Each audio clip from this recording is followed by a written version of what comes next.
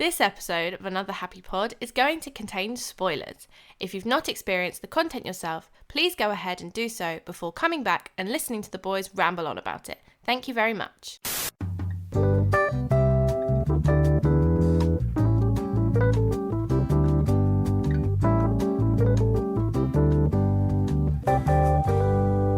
Welcome back to Another Happy Pod, brought to you by the Pint Size Network, the pod where we keep it fresh, positive, and dripping in spacey vibes today, Nathan. Isn't that right? Spacey vibe. I liked how you switched that up, but it still made no sense. That's great. Very on brand. Hello, my name's Nathan. Hello, Nathan. My name's Lawrence. Hello, Lawrence. Bloody hell. How are you? Fancy seeing you here, mate. What are you up to? What is shut? No, man, I'm good, man. How's you? Yeah, no, I'm not bad, man. Just got myself a tropical juice, having it all. Oh. Well, that's lovely. Yeah, I just did it into my mic as well, so all of you lovely listeners at home will be able to hear my tropical juice thirst being quenched. I'm sure they'll absolutely love that. Yeah, I'm sure they will too. Nathan, today is a special episode for you because you finally got what you wanted, which was me watching the Clone Wars to some degree. Do you want to talk about the topic today? I've been trying to get you to watch this show for the past 4 years now. And all it took was us starting a podcast with pretty much the only reason was to get each other to watch the shit that we like, and that's kind of the reason we do this. It's so true, and we've been, to be fair, you've succeeded twice out of this podcast. Of course, we had there were two things I just flat out refused to watch for the many years that I've known you now, coming up, like 5-6 years now.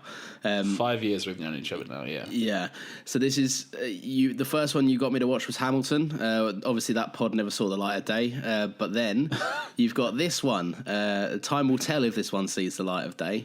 But so far, you've got me to watch 5 pieces of content that I'd previously refused to. I say 5 because this is a 4-episode arc that we're covering today. It's really 2. It's split into 4 episodes, but it's one singular story. Yeah, that's fair enough. I get that. All right, so so you've never seen any Clone Wars before? Is this your first true experience of it? I think I saw the movie when I was really young, but I know that's not really like.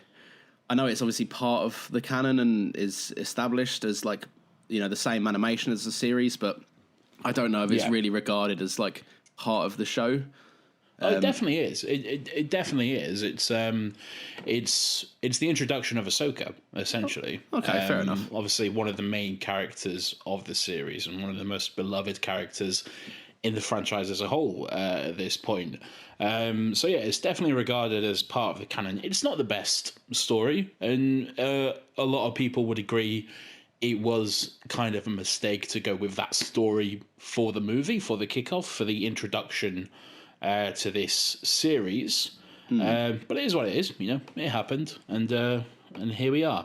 But yeah, Clone Wars is just an incredible show, and lots of people will already know this, lots of Star Wars fans especially. But Clone Wars really just kept like Star Wars alive, because Clone Wars started coming out in 2008, and this was like after the prequels where the story was done.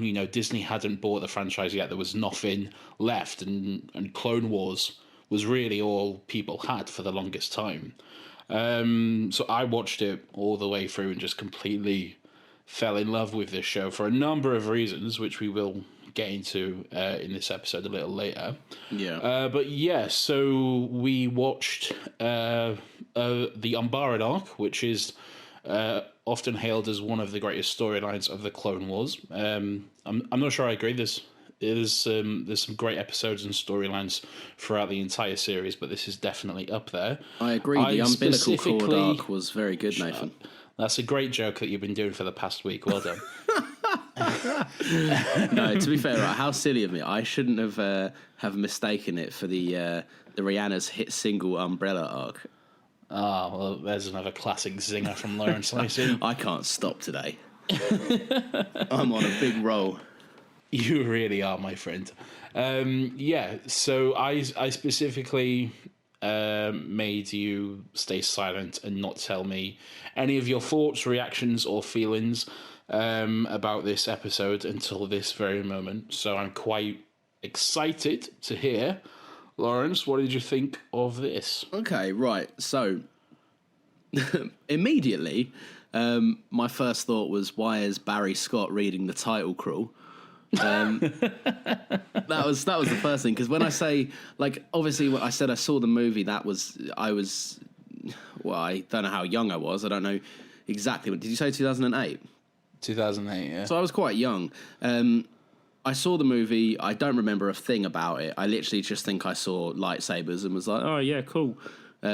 This was my first kind of sit down and actually giving time and attention and respect to the Clone Wars. And to be honest, I've got to say I wasn't really let down with it. I do have some thoughts, but I was quite surprised at how dark the show was willing to get. And I think I did a tiny bit of background research, and by that I mean one Google search, and found out that this was the first proper time that the show had got dark and dealt with a bit more adult themes. But as a whole, this arc, I did enjoy it. I think the storytelling was very good. I found myself enjoying things that obviously not just this arc, but I presume across the whole show are fleshed out very well, like the relationship between all of the clones, despite the fact they're voiced, to my knowledge, by one guy. Yep. That's very impressive to essentially make a show with, like, I presume there's like, is there like 6-ish like main clones, or like around that? There's really Rex is the main one. Rex is the one you follow the most. Yeah. But you do check in with the others. Cody, who wasn't really in this arc. Jesse is there quite a lot as well. Fives is another big one. Yeah. It is mainly the 501st that you follow, because a lot of it is with Anakin and Ahsoka, and that's their clone battalion. Yeah. But yeah, there is only really a few main clones. But yeah, all of them voiced by D. Bradley Baker, who is just an incredible voice actor. And you're absolutely right. The way he's literally playing the same person thousands of times over, but he can still manage to differentiate it for each and every one. That's really it, because obviously if a voice actor is playing 6 characters in a show and they're completely different characters, it's kind of just as standard for the voice actor to be able to completely make you disassociate yourself from the actor. Like that's the job. Whereas this guy's got a tremendously hard job where he has to play not the same character, but like 6 or so, however many different characters. Not to mention, I'm sure there's like little extra ones that pop up every now and then that he has to create a whole nother voice for. And do it with the same cadence, the same voice, but just give it that tiny, tiny detail that can make them stand apart, which is mad impressive, to be fair. He is just incredible, the work that he's done, and especially I am going to make you watch this eventually. But the final arc of the Clone Wars, the final storyline, which came out earlier this year. And it deals with Order 66. Yeah, on some of his finest work. It's just incredible. I don't think you'll be forcing me, like, to be honest, like, genuinely. I put this off. Like, I had a day before yesterday to watch it. I had yesterday to watch it, and today I came home from work. I went, oh, right, I've got to fucking watch it. I've got to sit down. I've got to watch the 4 episodes now, because I literally worked out what is the last possible time I can start watching this, and then had to binge 4 of them so that I was like ready 10 minutes before we started recording to make some quick notes. I really enjoyed it, I have to be honest. Like, I overlooked this show a lot as being like, I don't know, like Star Wars for kids or like Star Wars diluted. It's good. It surprised me. Like I said, I do have some thoughts about the end, but I presume we'll work our way through to them. Absolutely. I'm really glad to hear you say that, and it's always nice just knowing I was right. Now, I did. I wanted to start briefly at the beginning of the arc, because for the majority of this episode, it's literally just two voice actors, D. Bradley Baker and the actor who plays Krell. Can't remember his name off the top of my head. But at the beginning of the episode, we are introduced to some familiar faces who we know as Star Wars fans. So we have Kenobi and Anakin. What did you think of the brief moments you saw of these two? I liked him. I feel like he definitely does his best to sound like Obi-Wan, and he does. Like, I'm not saying I'd be able to do a better impression, but because I know Ewan McGregor's voice so well, like, especially from like the memes and everything like that, you can tell it's not him. There was never a second where I went, I wonder if Ewan does this. It's not, but it's... The thing is, though, it's not trying to be, though, because if you hear James Arnold Taylor, that's the voice actor, if you hear him talk about his process and how he actually plays the character, he's not just doing an impression of Ewan McGregor. What he's doing is Kenobi. Yeah, of course, Kenobi is played by Ewan McGregor, but he's taking it like a little bit of McGregor, a little bit of Alec Guinness, and just forming them together and just getting the essence of the character, essentially. I think he does a really good job. I love James Arnold Taylor. I think he, obviously, I haven't seen much of his work as Obi-Wan. I presume it gets a lot more like in depth than just what I saw in this arc, which is essentially a scene of an episode. Yeah, exactly. And there is some really good storylines with Kenobi, which we will watch as well. But what about Anakin? Anakin, I liked. He's obviously, I know that a lot of people call this version of Anakin like the definitive prequel Anakin, because obviously I like Hayden Christensen. I think his performance obviously is shaky, to say the least. But he clearly gave his all to the role, and he very much so does enjoy playing the character. So I'm not going to shit on his version. I do think I probably would have preferred this version. Had I seen more of him. Obviously, the main point of the arc is that he's shipped out pretty early. But no, I liked him as well. He sounds completely different. So there definitely is an essence of Anakin there. But oh my god, his it may as well be a different character. He does sound different. Yeah, Matt Lanter, his voice is a lot deeper than Hayden Christensen's. Yeah, it is definitely different, but I don't know. It still kind of works for me. I still buy it as Anakin, and you are right though. A lot of people would consider this the definitive version of Anakin.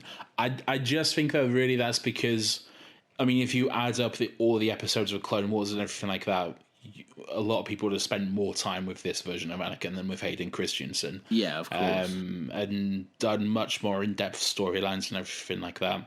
Well, the sad thing about Hayden Christensen's portrayal is technically there's 3 prequel movies. He's only in 2 of them. One of them is virtually unwatchable, and the other one is basically just, in terms of how the general public consumed it, is kind of just for memes.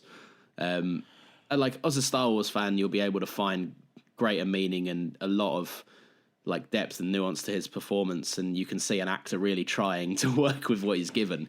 If you were going to put these 2 Anakins against each other, one of them is you may as well have cut off one of them's legs. Actually, I suppose you did. Actually, you're right. Completely unintentional joke there. I like that. That was good. I like that. But they're doing different jobs though. It's Matt Lanza really has an unfair advantage, and that's not to say voice acting is easy, because it's not at all. But he does have an unfair advantage in that he doesn't have to do the physicality of it and everything like that, and he's not working in just a blue screen environment and everything like that.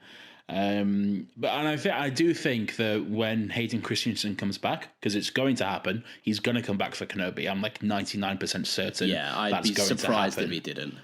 Yeah, exactly. I think he's going to do incredibly well. I think a lot of people will be surprised at just how good he is. But let's move on to the main theme and story of this episode. Well, do you mind if I recap the story? Just because obviously there's like me, there'll probably be some people listening to this that don't even know what it's about. and two, probably have switched off by now. No, so I just that's fair. Go ahead. You know me, I'm not huge on I love the movies, but I'm not massive on Star Wars expanded content that isn't the more mainstream stuff. I'm a bit basic in that sense. Yeah. Whereas I consume literally everything. Everything Movies, Star Wars, books, TV shows, comics, all of it. I just You're love it. as you would say, a loser. Good joke, yeah. Thank you. So this episode starts off. They're going to the world of Umbara, which I'll touch on because I really like the design of that. They go to the world of Umbara. By they, I mean the clones, the Republic, and they are there to essentially take hold of a city, I believe, or like the capital. Yep. The capital. Yeah, and basically they're there for all intents and purposes. It's not the main focus of the arc. You just kind of know, you need to know that they're there to do a war, and this is a particularly hard part of the war, a clone war, precisely. And this is a particularly hard part of said clone war. Anakin is needed. Anakin needs to do something. Whether that ended up being a lie or just convenient timing for the person who ends up replacing him, I don't know. But this big-chinned dickhead steps out and basically says, I'm in charge of all you guys now. I'm in charge of leading this assault. I'm in charge of leading this section. And as the story progresses, I will spoil it, actually. This guy becomes a big dickhead who's got his own agenda. And the series itself kind of explores, or this arc explores prejudice, I think, very well. It definitely explores a superiority complex, which is very interesting. And it's, I don't know, I think there's even an arc, a character that I started off really despising just immediately and then liking towards the end. His kind of, that's the one. His arc of like, not redemption, because he never really kind of does anything too bad that would warrant redeeming, but it definitely goes through a transformation for him where he learns an important lesson that presumably he would carry with that character for probably the rest of his life. Definitely. Yeah, but no, so I don't know. Why don't you take the lead on it, because this is you're a fan of this. You wanted me to watch it. What do you want to talk about? So the reason I wanted you to watch this, specifically, like you've mentioned, General Skywalker gets replaced by General Krell. Now, a lot of people would say that the most hated Star Wars character is Jar Jar Binks, and there's some truth to that. He's definitely an annoying character for the most part. He's a big contender, yeah. He's a big contender, but after this episode came out, and from those who had seen it, I'm sure that 95% plus would say that the most hated and vilified character in all of Star Wars was General Pong Krell, because fuck that fucking fish. I cannot stand that cunt. Okay, it's very telling that I got a text message earlier today saying, and I quote, halfway through, want Rex to knock this ugly cunt out so bad. I've been exposed. A great message. Yeah. Look, you get it from the first second. Like, you just... 100%. He turns around. Anakin's like, right, I'll see you later, dude. And he, like, I don't know, surfs out on his plane. And you get Krell turn around... and he has this little sinister look in his eye. And from that minute, I was like, this guy's a straight-up prick. I didn't realise to the extent of how much of a prick he was going to be. Although, obviously, it did get to the point... Again, it's an arc.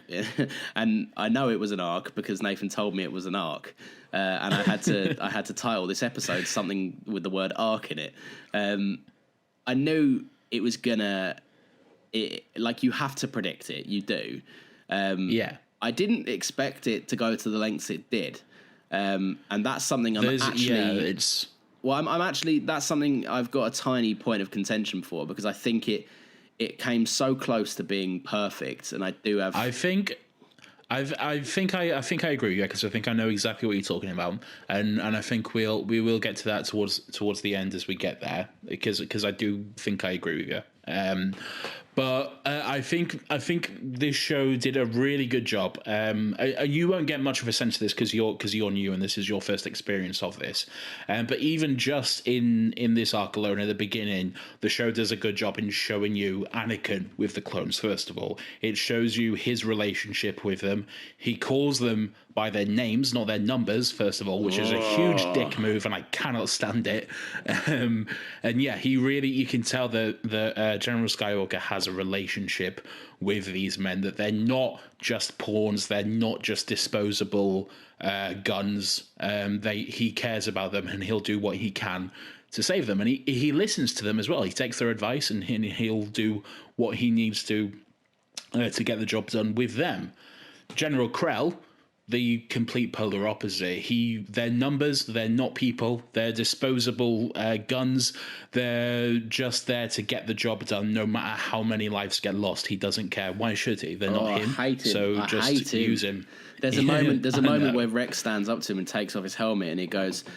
He says something like he says, "Oh, I have a duty to my men, not clones, men."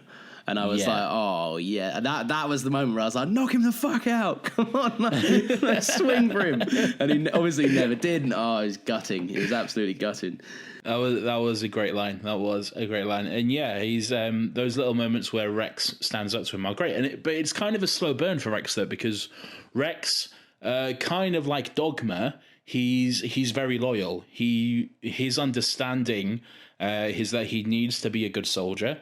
And he needs to follow the orders of his general, but he also, like he said, needs to protect his men. And later on in the arc, in the last episode, in one of the moments which I find the most horrifying of the episode is when, spoiler alert, when Krell gets the clones to kill the other clones when they're wearing the other armor. That is a horrifying moment, and the moment of realization and just the look of horror and pain on all their faces as they realize that they've been killing their own brothers. It's sickening. But yeah, it's just something that this show does really well. And you're right, this is like when Clone Wars started to delve into getting a little bit darker, and there is some really juicy dark moments throughout this storyline. Oh no, yeah, big time. That's the thing. I was shocked by it. I knew. So I'll be honest, right? I expected something was up the second he said they might disguise themselves as the clones or something like that. Yeah, because I thought to myself, like, these people have destroyed so many clones. Like they spent like the better part of 2 episodes wiping them out. Why have they not started this already? Like, why is this something they were planning on doing? Would you not have noticed that like suits had gone missing since? There's that moment where you see Rex. I think it's Rex. I still find I'm having a bit of difficulty like differentiating between them, especially in like quick moments where I'm focusing on other things.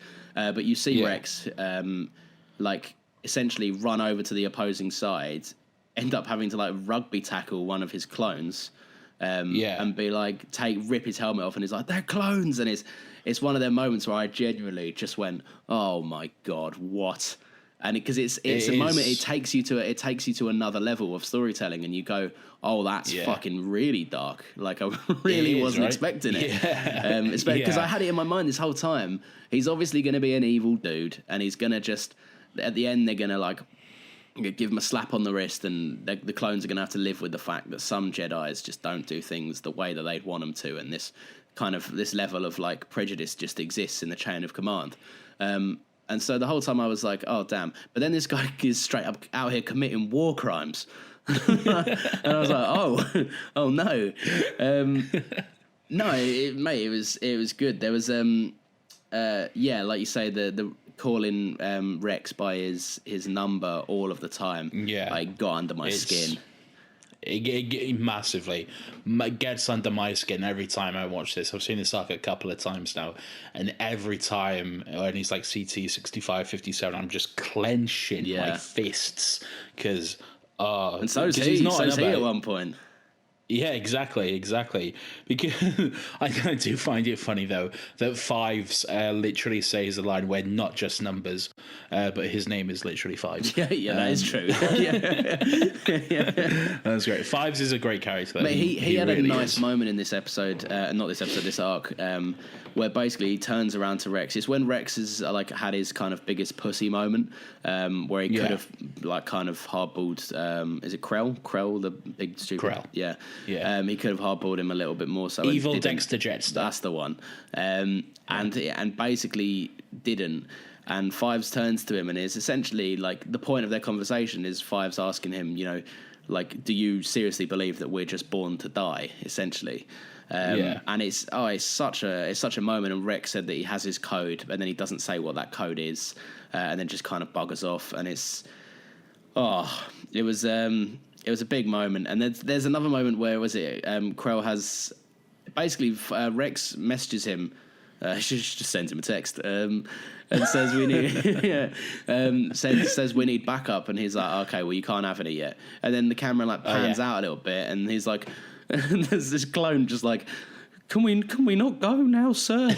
And he's like, no, you'll go when I fucking say so. Oh man, honestly, every episode it like heightened my excitement for the next one more, which actually, obviously, like I said, did. I have to be honest, the ending, I feel like they fumbled the bag. I was upset. All right, so what is it about the ending that you think didn't live up to the rest of the arc, shall we say? Right. Krell, a very complex character. Obviously, definitely deserves his place in the ground. Yeah. I'm not cross at the fact that he died. I'm not cross that it was Dogma that killed him. I am cross because at the very last moment, he goes from becoming a very complex character to a very, like, just this kind of madman, jumping around and, like, flailing his lightsaber and essentially on a murder spree when everything he's done until that point has been, like, cold and calculated and like with every intent of achieving his plan. That's not like that. It bothered me ever so slightly, but the thing that got me more, I think it would have been fantastic, especially if this was one of the first darker arcs of the Clone Wars, for us as an audience to just have to accept that sometimes the Jedi just are straight up pricks, and that he didn't have to be a separatist for him to be that much of an asshole. He could have been the person that said, I would have really liked it if when his command was disobeyed and he wanted to have Fives and the other geezer court-martialed, I would have found it very, very entertaining if it was his disgracefully enormous superiority complex and like ego that essentially thought up this elaborate scheme to get all of them killed for like daring to disrespect his command, and then just taking that back to the council and saying, oh, we were outnumbered, what do you want me to do? Like, obviously I know you aren't going to kill off all like Rex and Fives and all of that because they're the big characters, but for him to have just tried it would have been, I think, a more compelling ending for his character rather than get to the fourth episode and he just goes, by the way, I'm evil. Like he was always a prick, and he was committing war crimes. It wasn't him being a separatist didn't change any of that. It just made it easier for the kids to swallow, which I think was a little bit of a swing and a miss. I 100% agree. Completely, hey, 100%. We share a Star Wars opinion. Yeah, we do. I like it. We share many. We share quite a few. No, I know, but it's rare. It's rare to be this specifically in tune. I like it. Yeah. Okay. Fair enough. Yeah. That the moment the like interrogation in the cell is for me kind of the worst moment in the arc. The arc is great overall, but I do really wish this moment was slightly different. Yeah. Especially because what the Clone Wars as a show, as a series, does really well is it actually does go into that. It does show you that the Jedi are not as great as you think they are. Yeah. There is moments where you see that the Jedi are well and truly flawed. The episode where Ahsoka spoiler alert, kind of leaves the Jedi Order, leaves the Jedi Temple, decides to walk away from it all, is incredible because it just shows you the blindness and the hypocrisy of the Jedi, and it just shows you that really, for a lot of them, they're just looking out for themselves. Yeah. And that's not entirely their fault. They are being manipulated by Palpatine. They're being influenced by the dark side. They're distracted by the war that's going on, a war they should have never got involved with, because that's not the role of the Jedi. But yeah, the show as a whole does massively go into that. And I would have loved, I'm 100% with you, I would have loved this episode, this arc, so much more if Krell was just a part of that. If he... When he started talking about wanting to be Dooku's apprentice and everything like that, it got so close to being perfect. I rolled my eyes when he said that. I went, oh, but come just on. kind of like, it just kind of like fell at the last hurdle, because you're absolutely right. If it was just his superiority, and just him thinking himself above these clones and thinking of them as just disposable. Like, how dare they undermine me kind of thing. Exactly. It really would have been so much more interesting. But I get it, it's at the end of the day, like, it's still a kid's show. They still have to have the good versus evil and the big action ending and everything that. I get that. I'm just kind of wanting just a bit more adult themes and storytelling, which is ridiculous to ask for in a kid show, but still. No, but I think if you're gonna, like, I don't think it is ridiculous to ask personally, because you can get away with bold concepts. I mean, this episode, like, it had massacre in it. Like, it had like literally manipulated massacre. It had several, like, I think there was at least 3 genuine war crimes in this movie, and in this arc, sorry. And it was I think that I get what you're saying. Like I said, it is a kids show. You kind of have to deal with the fact that they aren't going to go all of that way. But I feel like they went so close. If they went half as close, I wouldn't have been mad. They went so close to it being this like honestly, it would have been one of my favourite Star Wars stories if it hadn't just kind of like tripped at the last hurdle. Like, it is that point that they just try and, within the last 20 minutes, what did I say, last 20 minutes, the last like 10 minutes of the final episode, they go, oh, but it's fine because he was always evil, like he was always going to do this. Whereas it would have been nice if it was just this unhinged Jedi that just couldn't handle this kind of the new relaxed demeanor he'd had from Skywalker's clones, because that's how Skywalker's trained them up to be, around him at least. That's how he commands them. And it would you're absolutely right. The 500, I really like, one of the things I love about Clone Wars is you spend a lot of time with both the 501st and the 212th. Now the 212th is the one in the orange. They're Cody's battalion, Commander Cody. Yeah, I thought they were. I thought because Cody's orange, isn't he? Yeah, Cody wasn't in this, no. But yeah, they usually work with Kenobi, and the 501st usually work with Anakin and Ahsoka. Yeah, and you can see that difference reflected in the clones themselves, because the 501st, they're just complete chaos. They're just following Anakin and Ahsoka around. They don't really care about the rules. They'll do what they need to get the job done and everything like that. Whereas the 212, Cody and Kenobi, it's all very measured. Everything's done with precision and thought and everything like that. I bet they have meetings upon meetings upon meetings. I love that though, because it's a nice, like, obviously I haven't seen 212 in their own arc or episode, but like you have to assume as a Star Wars fan, you know what Kenobi's like, so you know how he'd manage his clones. Well, you've seen him be a mentor to Anakin, and you know he's very much like you know when Anakin was younger, he was like, tie your shoelaces, like, you know, he was very much like the overbearing dad. Oh, I like it. I think it's good. Like I said earlier, the voice actor just does such an incredible job playing all those clones, and it is pure chaos. Like it is literally just fucking complete chaos. And it, like, I think one of the characters who really exemplifies that quite well is Hardcase.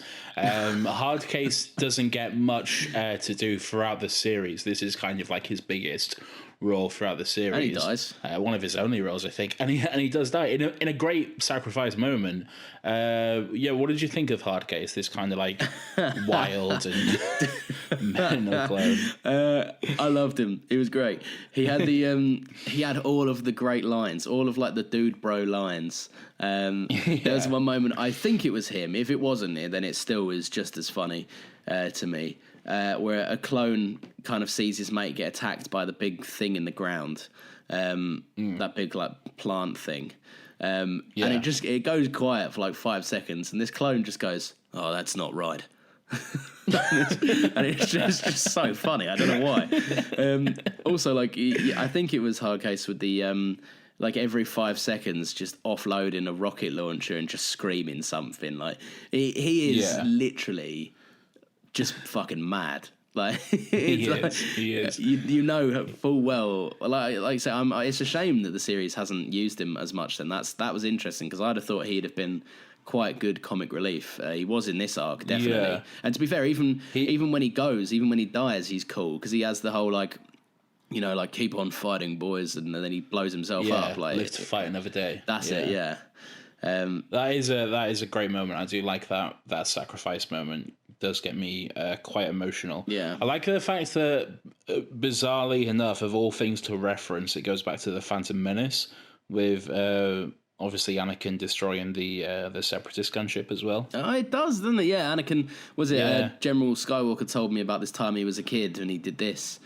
Yeah, exactly. Mate, there was also another callback. Like I noticed it, so there's no doubt in my mind that you noticed it.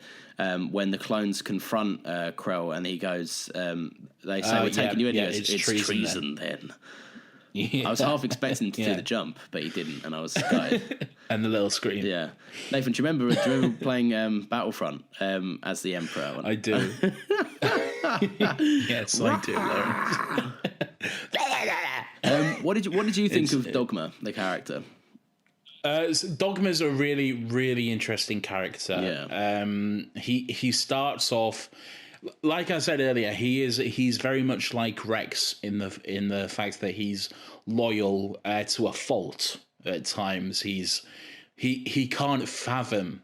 He just cannot accept the idea that a Jedi, his general, doesn't have the best interest at heart and is wrong. It just does not compute to him at all. He is like going on his most basic programming as a clone, which a lot of this story is obviously going against, and saying that clones aren't just programming and all that sort of thing.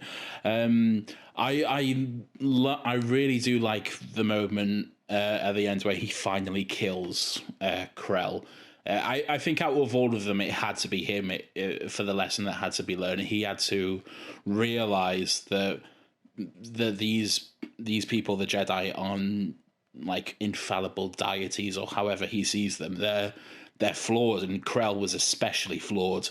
He's a really interesting character, and I was the same. Like I hated him at first, and like he was going to tell on the other clones for going up and doing the mission, and like Rex stopped him in a great moment as well. He just seemed like a snitch and a coward, and obviously you don't like that, but he learns his lesson, and I like the character, although there is still like obviously reservations about him. What did you think? Look, let's start this right, and I'll give you the spoiler. It only goes up from here. It only gets better from this. The first note that names him in my little notes app is this, and I'm sorry, but this will have to be bleeped. Dogma is a bitch and a rat. He's like that slimy cunt from Recess. Randall. Yeah. I see what you mean. I wrote no other notes on him because I thought I'd have to defend him. I agree. It should have only been him. A close contender, if it was going to be anyone else, was going to be Fives, because I kind of wanted him to have that revenge on him. Especially because he was the one the entire time, like from the word go, he was like, this guy's a bitch. I fucking hate this guy. Yeah. And obviously Rex has to be a bit more diplomatic. It would have been wasted if Rex got the killing blow. Yeah, definitely. I thought Dogma was annoying, very annoying for the most part, and that's sort of completely by design. Yeah. I really, really do like the fact that he was this, like, he sounded by far the most different from all the other clones because he had that optimism in his voice, that like, come on guys, the general said we've got to do this, so it's time to get up and do it. Like, you could tell like he didn't really have as much experience as the other clones. But that he was like fresh out of Camino and like you don't even need to see the whole like arc and where he ends up to see that he was just incredibly naive. And he just, like you say, I think the best way to describe it is the fact that he just couldn't fathom the Jedi not having the best interests at heart, and how dumbfounded he was when he realized that the Jedi, like was it that there's that really powerful moment where Krell turns to him and he was like, "You're the biggest idiot out of all of them, mate. You, like, your blind loyalty is the exact point I'm making." And everyone's there, like, kind of like, this guy's a wanker, mate, but he's straight up facts at the minute. And he learns that lesson, and obviously he ends up putting him down. Did he get arrested in the end? How did that end for him? I couldn't really tell. He did. He got arrested and taken back to Coruscant because he did what he had to do. But the fact is, in the eyes of the Republic and in the eyes of the Jedi, he still committed a crime. He still killed a general. Oh man, fuck that. It's bullshit. Yeah, not happy about it. Justice for Dogma. I'm not entirely sure. I'm not entirely sure off the top of my head. I'm not entirely sure you ever see him again. It's just a sad end for Dogma. It's a very tragic story. Let me look that up. Okay, so just looking this up here. He really is only in these 4 episodes: Darkness on Umbara, The General, Plan of Descent, and Carnage of Krell. And then there's The Shadow of Umbara, which I think is like a comic or a book or something like that. Well, so you just never see Dogma again after this? No, yeah, he is... Man, he learned his lesson hard. He really did, didn't he? That's brutal. Yeah. Yeah. Oh, poor Dogma, man. I feel bad. Justice He's for not Dogma. like the guy out of Recess at all now. Oh man, Justice for Dogma indeed. Oh shit! I hung up on Lawrence. Oh my god! So I don't know if this is going to make it into the episode, but I just hung up on Lawrence. Fucking hell! Let me call him back. Oh shit! He's calling me, so he didn't answer. Let me call him again. Hello. I'm sorry. Fuck happened? Was that you? Yeah, I hung up on you by accident. When you listen to the call, when you listen to this recording, my recording back, you'll just hear a moment where I go, "Oh shit!" Perfect. Oh god. Oh, that's jokes. We're approaching time, and I think we've touched on like the main aspects of all the episode that we wanted to. I wanted to amuse you slightly by just there's a few of my choice favorite notes while writing this, because obviously in this arc you there's obviously a story and you undergo quite a few changes as that story progresses, and a lot of characters you get to realize them, be it for for better or worse, who they truly are, and there's a few moments that I like. Most of them are just all in caps, so when I'm saying this, just there's a lot of emotion behind it. He's not even fighting with them. Man, fuck this pussy. Anakin was always fighting with them. What a bitch. True. There's this one, which is when I'm going to elongate the word to give you an idea of how many letters I've extended it by. Nah, man. When he told Rex there was no backup, but then held off on sending them back up, fuming. Fuming. He's got a god complex. What a... I forgot about this one. What a big fat prick with a small willy who deserves to die. Some personal highlight. And the last one I've got for you, this is such a cool little contained Star Wars story. Brackets, make sure you apologise to Nathan on the pod. And I can only assume that apology was for delaying watching the Clone Wars. I can imagine it's now a lot higher up on my list of things to watch. Yeah. Well, I'm glad. I quite like the contained elements. If there's any other good arcs, let me know. There is. I've got. Don't you worry, friend. I've got a whole bunch of them ready to go. Why do I feel like my phone's about to just blow up with different episodes? Nathan has sent you a link to this Disney Plus. Nathan has... Oh, dearie me. I am going to make sure eventually you've watched the entire thing, and then we can get into Rebels as well, because that's a whole other thing. Oh, bloody Rebels, yeah. Yeah. But yeah, all right. So, fuck the rating system. Fuck the usual one anyway. No. Oh, I don't... Right. Do you know what? No, I'm gonna give this to you. All right. You recommended. I'm not normally one to roll over, but you gave us a good recommendation this week, and I've enjoyed it. How many pods out of happy would you give this? This is at least. How many? This is 9. No, 8 pods out of happy. What? This is worse. This is much not worse. Happy is obviously 10. Okay. This is 8 pods out of happy for me. 8 pods out of happy. That's fair enough. I would like it would have been a clean happy out of happy pods for me. Yeah. If it hadn't been for that ending. I honestly, I think I'd be the exact same. I think I'm right there with you. Yeah. If it had lent more into the fall of the Jedi, not the fall of the Jedi, but just this other side of the Jedi and the sort of darker side of them, then I think it would be a full-on happy out of 10 or whatever it is I said. Yeah. But yeah, I absolutely one of my favorite story arcs. I'm really glad you enjoyed it. Actually, I'm really glad you were on board. So yeah, I'm looking forward to watching some more and talking some more.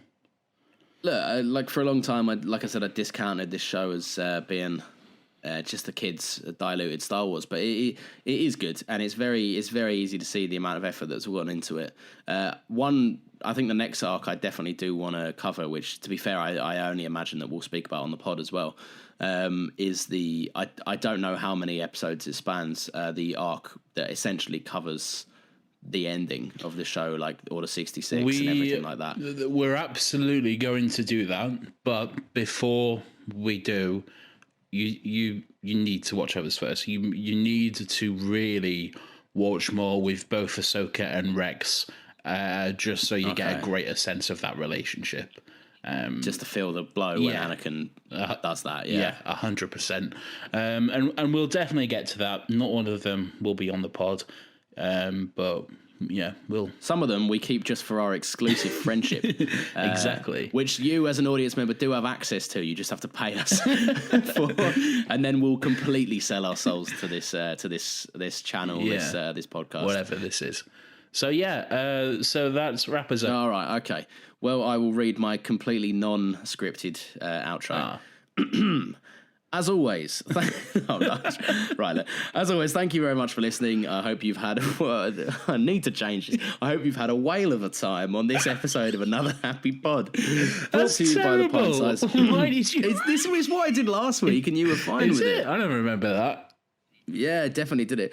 I'm going to read it in its full now, and we can debate it another time. As always, thank you very much for listening. Hope you've had a whale of a time on this episode of Another Happy Pod, brought to you by the Pint Size Network. Be sure to check us out on Twitter for all the GIFs and all that good stuff. I think I was tired when I wrote this. I think you was too. Yeah, you can find us on Twitter at Another Happy Pod. Drop us a tweet. Let us know what you'd like to see next. Otherwise, and this is my personal favourite part of the outro, Nathan, stay groovy, and we'll catch you on Sunday at midday. There you go, guys. Stay groovy, and we'll see you next